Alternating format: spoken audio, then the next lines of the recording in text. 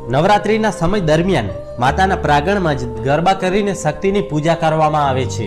દોસ્તો, નવરાત્રી સમયે અંબાજીમાં ખૂબ જ ભીડ જોવા મળે છે અને લોકો દૂર દૂરથી માતાજીના દર્શન કરવા માટે આવે છે। અંબાજી મંદિર હિન્દુ યાત્રાળુઓ માટે ધાર્મિક પ્રવાસન સ્થળ છે। આ મંદિર પૂર્વ વૈદિક સમયથી પૂજાય છે અને દેવી આરાસુરની અંબેમાં તરીકે પણ ઓળખવામાં આવે છે, કારણ કે આ મંદિર અરવલ્લી પર્વતની ટોચ પર આવેલું છે। અંબાજી મંદિર 51 શક્તિપીઠમાંથી એક શક્તિપીઠ છે અને તે ખૂબ જ પ્રસિદ્ધ મંદિર છે।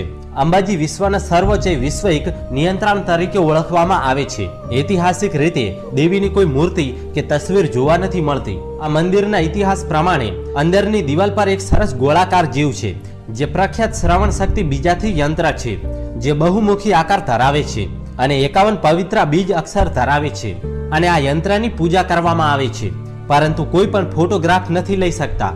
ભક્તોને પણ યંત્રની